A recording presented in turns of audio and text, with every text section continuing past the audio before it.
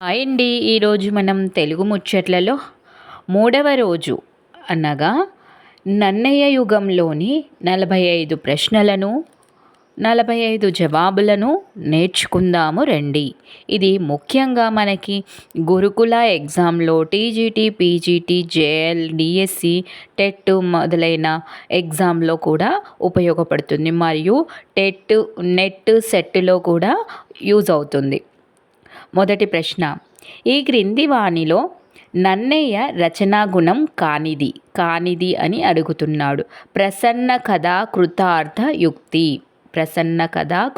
యుక్తి అంటే ఇందులో ఏమేమి ఉన్నాయి? అక్షర రమ్యత, నానా రుచిరార్థ సూక్తి నిధిత్వం, నాటకీయత, ఇవన్నీ కూడా నన్నయ్య యొక్క రచనా గుణాలు. ఇందులో కానిది ఒక్కటే ఉన్నది, ప్రసన్న కథ కృతార్థ యుక్తి. నన్నయ్య కవిత్వాన్ని చూడగానే ఆకర్షించే కవితా గుణము. నన్నయ్య కవిత్వాన్ని చూడగానే ఆకర్షించే కవితా గుణము అక్షర రమ్యత. నన్నయ్య గారి ఆంధ్ర శబ్ద చింతామణి ఒక వ్యాకరణం. నన్నయ్య గారి ఆంధ్ర శబ్ద చింతామణి ఒక వ్యాకరణం. శ్రీనాథుడు పేర్కొన్న నన్నయ్య యొక్క కవితా రీతి ఉభయ వాక్ప్రౌఢి. నన్నయ్య అనువదించిన తెలుగు భారతం ఈ ప్రక్రియకు చెందింది. నన్నయ్య అనువదించిన తెలుగు భారతం చెంపు కావ్యమునకు చెందినది. నన్నయ్య యుగానికి మరొక పేరు అనువాద యుగము. నన్నయ్య కవితా గుణాల్లో రెండవ గుణము అక్షర రమ్యత. ఆంధ్ర మహాభారతం దేనితో మొదలయ్యింది? ఆంధ్ర మహాభారతం శ్లోకంతో మొదలయ్యింది. అష్టభాషా కవీశ్వరునిగా పేరు పొందినవారు నారాయణ భట్టు. నన్నయ్యకు సహాధ్యాయుడు నారాయణ భట్టు. నందంపూడి శాసనకర్త నన్నయ్య. కవి వృషభులు మహాభారతాన్ని ఇలా పిలిచారు. మహాకావ్యం అని పిలిచారు. ఆంధ్ర మహాభారత రచనలో నన్నయ్య చివరిగా రాసిన పద్యము శారద రాత్రుజ్వల లసత్తర. ఆంధ్ర మహారచనలో నన్నయ్య చివరగా రాసినడని చెప్పబడుతున్న పద్యము శారద రాత్రులుజ్వల లసత్తర. ఆంధ్ర శబ్దాన్ని తొలుత భాషావాచిగా ప్రయోగించిన కవి నన్నయ్య. కవిత్రయ భాషాయుగము 1000 నుండి 1400. విశ్వశ్రేయః కావ్యాన్ అని చెప్పబడింది నన్నయ్య. గతకాలము మేలువచ్చు కాలము కంటే అన్న ప్రాచీన కవి నన్నయ్య. గతకాలము మేలువచ్చే కాలము కంటే అన్న కవి నన్నయ్య. శ్రీవాణి గిరిజాచరాయ అనే నన్నయ్య భారతంలోని శ్లోకంలో ఛందస్సు శార్దూలము. శ్రీవాణి గిరిజాచరాయ అనే నన్నయ్య భారతంలోని శ్లోకంలో ఛందస్సు శార్దూలము. నన్నయ్య ప్రాసఘటితముగా ప్రయోగించిన పదము తెనుగు. నన్నయ్య భట్టు భారత రచనను దేనితో పోల్చారు? నన్నయ్య భట్టు భారత రచనను కల్పవృక్షంతో పోల్చారు. రాజరాజ నరేంద్రుని మొదటి రాజధాని బెజవాడ. విజయాదిత్యుని రాజరాజ నరేంద్రుడు ఓడించిన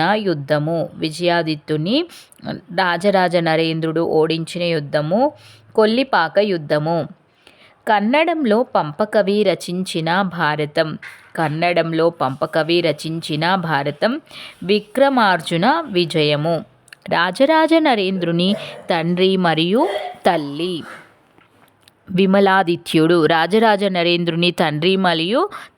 విమలాదిత్యుడు. కుందమాంబ. రాజరాజ నరేంద్రుని తండ్రి మరియు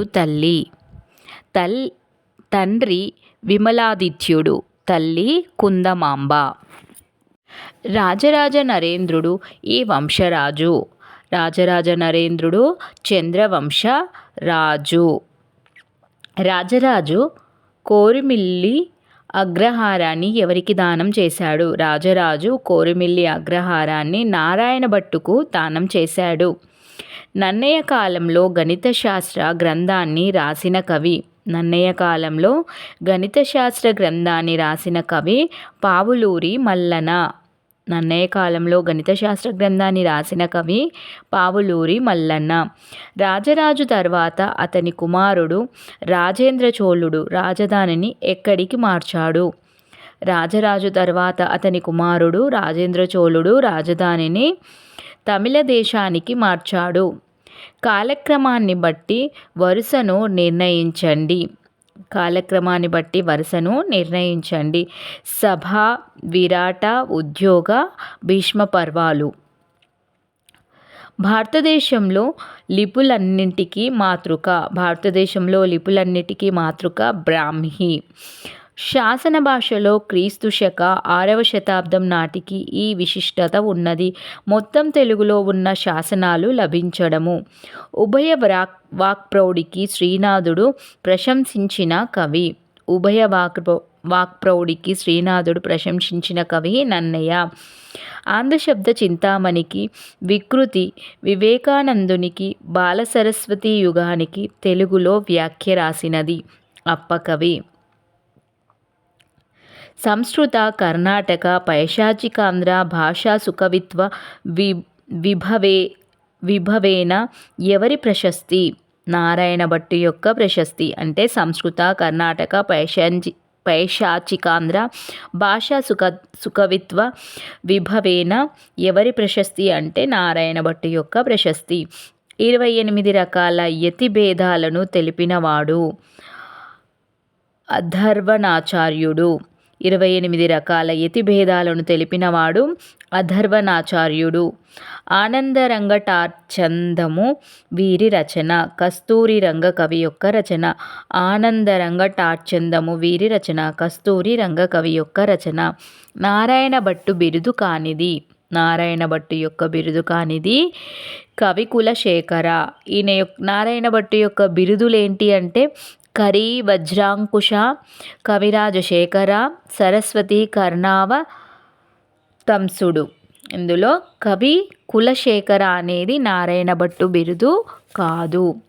నవఖండవాడ అగ్రహారం రాజరాజ నరేంద్రుడు వీరికి దానం చేశాడు. నవఖండవాడ అగ్రహారం రాజరాజ నరేంద్రుడు వీరికి దానం చేశాడు అంటే పావులూరి మల్లనకు దానం చేశాడు. ఈ క్రింది వారిలో నానా పురాణ విజ్ఞాన నిరతుడు ఎవరు? ఈ క్రింది వారిలో నానా పురాణ విజ్ఞాన నిరతుడు నన్నయ్య. నన్నయ్య తన భారతంలో సూక్తులను ఈ పద్యాల ద్వారా తెలిపాడు. నన్నయ్య భారతంలో సూక్తులను కంద పద్యాల ద్వారా తెలిపాడు. నారాయణ భట్టు ఈ పశ్చిమ చాళుక్యరాజు యొక్క ఆస్థాన కవి. అహనీమల్ల సోమేశ్వరుడు, త్రైలోక్య మల్లదేవర మొదలైన రాజుల యొక్క ఆస్థాన కవి. అహనీమల్లన సోమేశ్వరుడి యొక్క, త్రైలోక్య మల్లన దేవర యొక్క ఆస్థాన పండితుడు. నన్నయ్య భారతం మరియు ఎర్రన్న భారతాల్లో ఉన్న ఒకే వృత్తాంతం కర్ణజనన వృత్తాంతం. నన్నయ్య భారతం మరియు ఎర్రన్న భారతాల్లో ఉన్న ఒకే వృత్తాంతం కర్ణజనన వృత్తాంతం. నలదమయంతుల కథ ఇందులో కలదు. అరణ్యపర్వం ద్వితీయాశ్వాసంలో కలదు. అరణ్యపర్వం ద్వితీయాశ్వాసంలో నలదమయంతుల యొక్క కథ కలదు. యయాతి చరిత్ర ఇందులో కలదు. యయాతి చరిత్ర ఆదిపర్వం తృతీయాశ్వాసంలో కలదు. ఆదిపర్వం తృతీయాశ్వాసంలో కలదు. యయాతి చరిత్ర ఇందులో కలదు. ఆదిపర్వం తృతీయాశ్వాసంలో కలదు. క్రింది వాటిలో నన్నయ్య యొక్క అనువాద పద్ధతి. కథానువాదము. నన్నయ్య యొక్క అనువాద పద్ధతి కథానువాదము. ఇవండి ఈరోజటి 45 ప్రశ్నలు, 45 జవాబులు. ఈ యొక్క వీడియోని మీరు ఏదైనా పని చేస్తున్నప్పుడు వినడం, పదే పదే వినడం ద్వారా మీకు అతి సులభంగా గుర్తుంటుంది. ఈ ప్రశ్నలు ముఖ్యంగా మనకి net, set, TET, DSC, TGT, PGT, JL, DL మొదలైన